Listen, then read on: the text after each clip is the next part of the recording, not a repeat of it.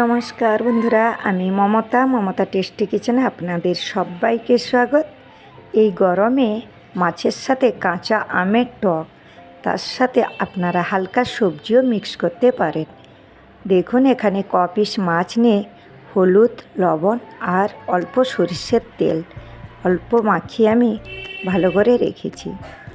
এখানে দেখুন অল্প ফুলকপি নিয়েছি, আর লাল যে শাক থাকে সেটা সাদা ডাঁটিটা। এখানে আমি কী নিয়েছি দেখুন, সর্ষেটা দেখিয়ে দিলাম, সর্ষে আছে, বেগুন একটা, টমেটো, কাঁচা আম। এই কাঁচা আম দিয়ে কিন্তু মাছের টকটা বানাবো। তো দেখুন, এখানে আমি এই ডাঁটিটা যেন ইউজ করেছি, বেশ কিন্তু দারুণ। একটা কড়াই বসিয়ে দিয়েছি, কড়াইটা গরম হয়ে গেছে। এখন মাছ ভেজে নিচ্ছি বন্ধুরা।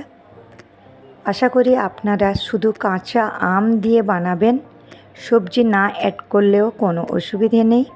দারুণ সিম্পল, কিন্তু আমের টক খেতে দারুণ লাগে। দেখুন, আমি মাছ ভাজা করে নিয়েছি, সেই তেলে দিয়ে দিচ্ছি 5 ফোড়ন, একটা লঙ্কা। এখানে শুকনো লঙ্কাই দেওয়া দরকার ছিল, সরি আমার কাছে এই মুহূর্তে ছিল না। তারপরে দিয়ে দিলাম কাঁচা আম। কাঁচা আমটাকে দিয়ে ভালো করে ফোড়নের সাথে একটু হালকা করে নাড়াচাড়া করে নিলাম।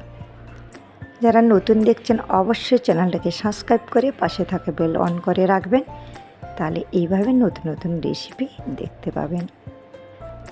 এখানে দিয়ে দিলাম ফুলকপি, দিয়ে একটু হালকা নাড়াচাড়া করে নিলাম।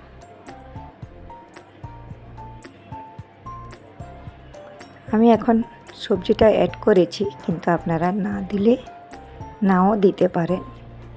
তো আমি এখানে একটু চাপা দিয়ে আবার একবার নামিয়ে ভালো করে নাড়াচাড়া করে দিলাম। এখন দিয়ে দিচ্ছি টমেটো কুচি। বড়ো সাইজের আমি টমেটো কেটেছি, 3টে দিয়ে দিলাম। আপনারা টকটা আপনাদের হিসেবে কিন্তু দেবেন, টকটা আমাদের হিসেবে যে যার মতন আমরা ইউজ করব। তারপরে একটু আবার চাপা দিয়ে রেখেছিলাম, যেহেতু ওই পাঁচ ফোড়নের সাথে কিন্তু ভালো করে খুশবুটা আসবে। এখন আমি এই ডাঁটাগুলো দিয়ে দিলাম।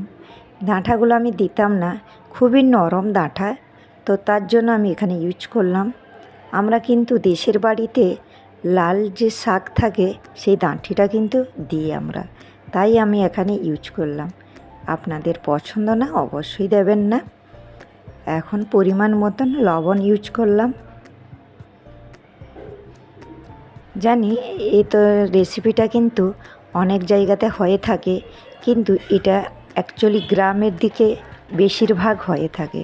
তো এটা আমার ছোটোবেলা থেকেই কিন্তু এরকম মাদের কাছে রান্না দেখা।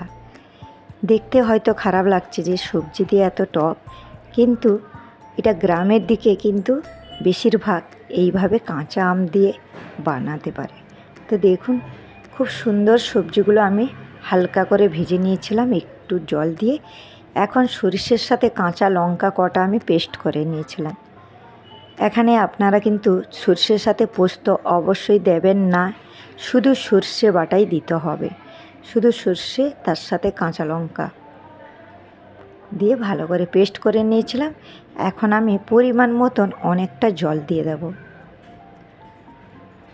দেখুন, চাপা দিয়ে দিয়েছি, আবার আমি আমার হিসেবে লবণটা পুরো অ্যাড করলাম।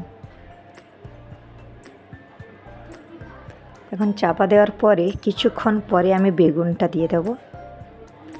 এইভাবে একটু ফুটন্ত রসের মধ্যে বেগুনটা আমি অ্যাড করলাম। দেখুন কালারটা কত সুন্দর হয়েছে দেখতে, তাই না? তারপরে মাছ ভাজাগুলো দিয়ে দিলাম। এই টকের মাছ কিন্তু আরও হালকাও আপনারা ভাজতে পারেন, তো আমি আমার মতন নিয়ে নিয়েছি। তো বন্ধুরা অবশ্যই দেখবেন, বেশ ভালো লাগবে, একবার বানিয়ে খান, কোনো অসুবিধে নেই। দেখুন রেডি হয়ে গেছে। গরমের মধ্যে কিন্তু বেশ দারুণ, ভাতের সাথে কিন্তু অসাধারণ।